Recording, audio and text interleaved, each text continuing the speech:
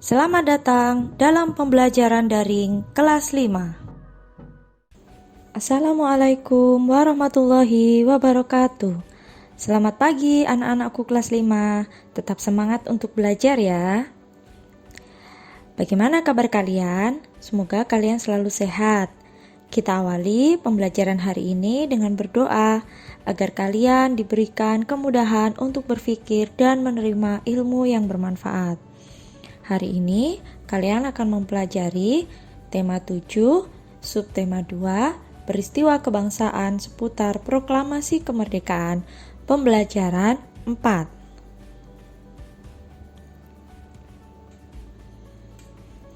Sebagai negara yang baru lahir, Indonesia belum memiliki undang-undang dasar yang berfungsi untuk mengatur segala aspek kehidupan berbangsa dan bernegara. Kepala negara dan kepala pemerintahan yang akan menjalankan pemerintahan serta kelengkapannya juga belum ada. Para pemimpin bangsa segera memanfaatkan dengan sebaik-baiknya lembaga yang ada pada waktu itu, yaitu PPKI yang dibentuk Jepang sejak tanggal 7 Agustus 1945, diketuai Insinyur Soekarno dan Wakil Ketuanya Dr. Andes Muhammad Hatta. PPKI menggantikan tugas BPUPKI yang sudah berakhir. BPUPKI dibentuk pada tanggal 29 April 1945. Apakah kepanjangan PPKI dan BPUPKI? Nah, PPKI adalah singkatan dari Panitia Persiapan Kemerdekaan Indonesia. Sedangkan BPUPKI singkatan dari Badan Penyelidik Usaha-Usaha Persiapan Kemerdekaan Indonesia. Nah, sekarang kita akan mempelajari lebih lanjut tentang proses pembentukan Negara Kesatuan Republik Indonesia. Cikal bakalnya yaitu melalui sidang PPKI. Yang pertama, pembentukan kelengkapan pemerintahan. Pada tanggal 18 Agustus 1945, PPKI mengadakan sidangnya yang pertama di Gedung Kesenian Jakarta. Sidang dipimpin oleh Insinyur Soekarno dan Dr. Andes Muhammad Hatta sebagai wakilnya. Anggota sidang PPKI sebanyak 27 orang. Melalui pembahasan secara musyawarah, sidang mengambil keputusan penting antara lain sebagai berikut. Mengesahkan Undang-Undang Dasar 1945 sebagai Konstitusi RI, memilih Presiden dan Wakil Presiden, Insinyur Soekarno sebagai Presiden Republik Indonesia dan Dr. Andes Muhammad Hatta sebagai Wakil Presiden Republik Indonesia. Tugas Presiden untuk sementara waktu dibantu oleh Komite Nasional.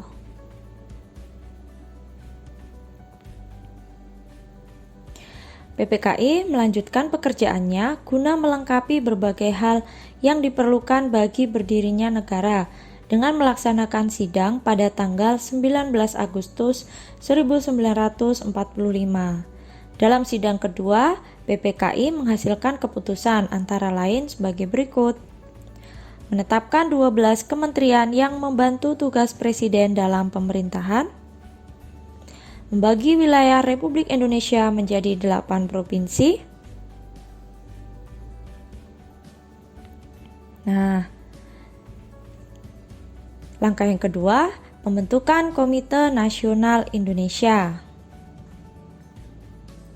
PPKI kembali mengadakan sidang pada tanggal 22 Agustus 1945 yang memiliki agenda pokok tentang rencana pembentukan Komite Nasional dan Badan Keamanan Rakyat.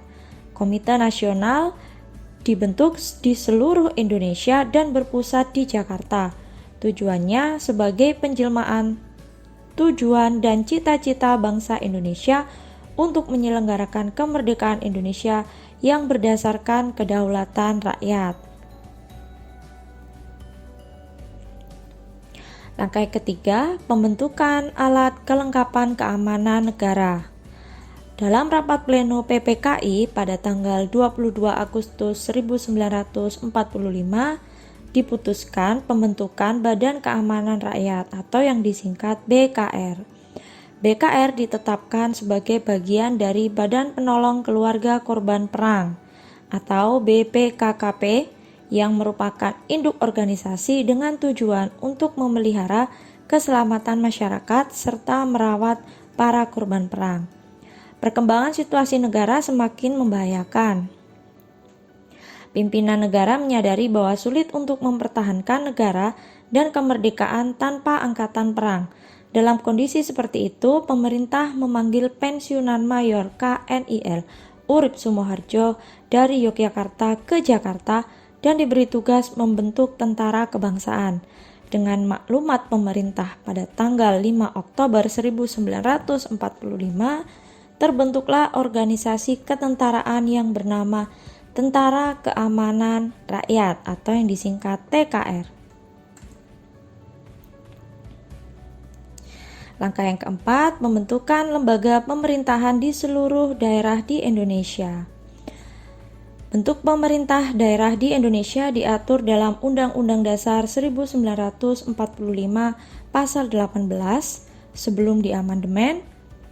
Pasal tersebut berbunyi, pembagian daerah Indonesia atas daerah besar dan kecil dengan bentuk susunan pemerintahannya ditetapkan dengan undang-undang dengan memandang dan mengingat dasar musyawarah dalam sistem pemerintahan negara dan hak-hak asal-usul dalam daerah-daerah yang bersifat istimewa. Berdasarkan bunyi pasal tersebut, berarti daerah Indonesia akan dibagi dalam daerah provinsi. Setiap daerah provinsi akan dibagi pula dalam daerah yang lebih kecil. Sesuai dengan keputusan PPKI tanggal 18 Agustus 1945, bahwa tugas presiden dibantu oleh Komite Nasional, di daerah-daerah tugas gubernur atau kepala daerah juga dibantu oleh Komite Nasional di daerah. Pembentukan Komite Nasional Indonesia Daerah yang ada di tiap-tiap provinsi merupakan lembaga yang akan berfungsi sebagai Dewan Perwakilan Rakyat Daerah sebelum diadakan pemilihan umum. Dengan terbentuknya pemerintahan di daerah yang dibantu oleh Komite Nasional di daerah, diharapkan roda pemerintahan dapat berjalan, baik di tingkat pusat maupun di daerah. Nah, dari bacaan tadi, bisa disimpulkan bahwa sidang PPKI dilaksanakan sebanyak 3 kali. Dimulai tanggal 18 Agustus, 19 Agustus, dan diakhiri pada sidang ketiganya yaitu tanggal 22 Agustus. Nah, untuk hasil sidangnya bisa kalian lihat di sini. Ini adalah hasil dari masing-masing sidang PPKI. Sekarang anak-anak, ayo mencari tahu jawaban dari pertanyaan ini. Apakah tugas PPKI? Apa tugasnya anak-anak? Ini dia, tugas PPKI adalah melakukan upaya-upaya untuk persiapan kemerdekaan dan pembentukan Negara Kesatuan Republik Indonesia. Jadi PPKI adalah badan yang bertugas untuk mempersiapkan pembentukan NKRI. Apa hasil sidang PPKI pertama? Apa saja tadi? Hasil sidangnya antara lain mengesahkan Undang-Undang Dasar 1945 sebagai konstitusi atau hukum Republik Indonesia, kemudian memilih presiden dan wakil presiden, dan selanjutnya tugas Presiden Republik Indonesia untuk sementara waktu dibantu oleh Komite Nasional. Apa tujuan pembentukan KNI? KNI tadi apa? Komite Nasional Indonesia. Ya, tujuannya sebagai penjelmaan tujuan dan cita-cita bangsa Indonesia untuk menyelenggarakan kemerdekaan Indonesia yang berdasarkan kedaulatan rakyat. Kapan BKR sebagai cikal bakal TNI dibentuk? Kapan? BKR sebagai cikal bakal TNI dibentuk pada tanggal 22 Agustus 1945. Ini tepat ketika pelaksanaan sidang ketiga PPKI ya. Tuliskan 8 provinsi yang dibentuk sebagai hasil sidang PPKI yang kedua. Ada berapa provinsi? 8. Mana saja? Provinsi Sumatera, Provinsi Jawa Barat, Provinsi Jawa Tengah, Provinsi Jawa Timur, Provinsi Sunda Kecil, Provinsi Maluku, Provinsi Sulawesi, Provinsi Kalimantan. Nah, sekarang mari mengenal lebih dekat tokoh berikut ini. Adakah yang sudah tahu siapakah dia? Nah, tokoh ini adalah Ahmad Soebardjo. Dari pembelajaran sebelumnya, sedikit banyak kalian pasti sudah tahu tentang nama beliau, yaitu Ahmad Soebardjo. Ahmad Soebardjo lahir di Karawang, Jawa Barat pada tanggal 23 Maret 1897. Beliau dikenal sebagai sosok yang rendah hati dan bersahaja. Peran yang menonjol adalah ketika beliau ikut menjadi panitia 9 yang merumuskan Piagam Jakarta yang menjadi cikal bakal pembukaan Undang-Undang Dasar 1945. Beliau juga menjadi penengah antara golongan muda dan golongan tua ketika terjadi perbedaan pendapat.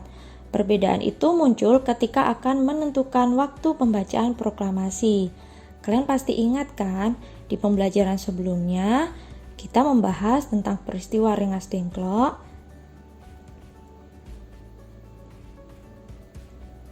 Ahmad Soebardjo juga dikenal sebagai tokoh perumus naskah proklamasi kemerdekaan Indonesia. Beliau diperintahkan oleh Insinyur Soekarno untuk mengutip kata-kata dari Piagam Jakarta, terutama bagian pembukaannya, yaitu atas berkat rahmat Allah, maka rakyat Indonesia menyatakan kemerdekaannya. Kalimat tersebut diminta untuk dijadikan kalimat pembuka naskah proklamasi. Pada akhirnya disepakati kalimat pertama pada teks proklamasi kemerdekaan Indonesia adalah "Kami bangsa Indonesia dengan ini menyatakan kemerdekaan Indonesia". Kalimat ini berasal dari kutipan alinea ketiga Piagam Jakarta.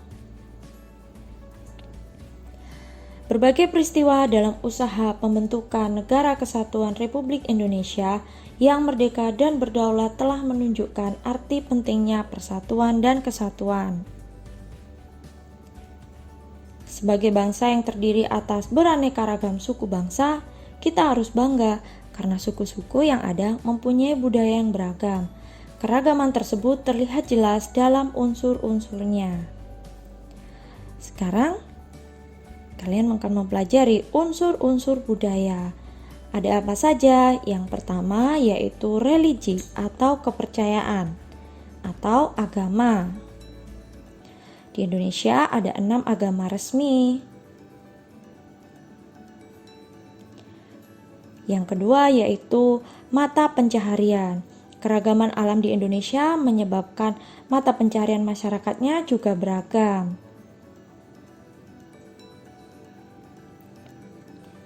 Yang ketiga adalah teknologi dan peralatan. Teknologi ini berkembang mulai dari teknologi yang sederhana, mengikuti perkembangan zaman menjadi teknologi yang lebih modern. Yang keempat, kesenian. Hampir semua suku bangsa di Indonesia memiliki kesenian khasnya sendiri-sendiri. Kesenian dibagi menjadi 2 macam, yaitu yang dapat dinikmati oleh mata atau yang dapat kita lihat, dan kesenian yang dapat dinikmati oleh telinga, misalkan musik dan juga sastra.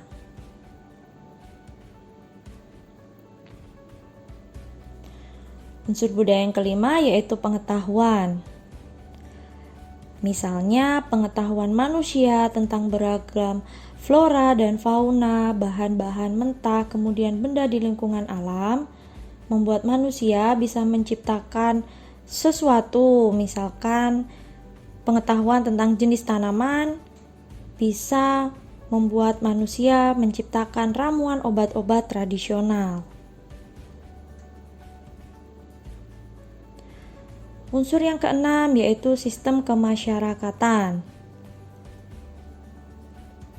Ada sistem perkawinan, sistem kekerabatan, dan sistem berperilaku dalam masyarakat. Unsur budaya yang ketujuh yaitu bahasa. Setiap suku bangsa mempunyai alat komunikasi sendiri-sendiri yang dipakai oleh suku itu sendiri. Misalkan seperti kita, suku Jawa, maka kita berkomunikasi dengan bahasa Jawa. Berbeda lagi dengan misalkan suku Sunda, maka akan berkomunikasi dengan sesama suku Sunda menggunakan bahasa Sunda. Kamu telah mengetahui unsur-unsur budaya di Indonesia. Keragaman unsur budaya tersebut lahir karena adanya berbagai faktor. Faktor itu seperti faktor biologis, faktor geografis, dan historis, serta keterbukaan terhadap pihak luar. Nah, sekarang ayo mengamati berbagai contoh unsur-unsur budaya yang ada di sekeliling kita. Kalian bisa melihat dari tabel berikut ini.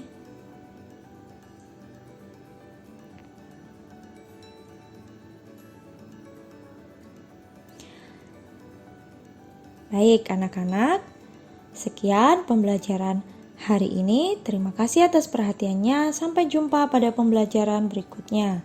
Assalamualaikum warahmatullahi wabarakatuh.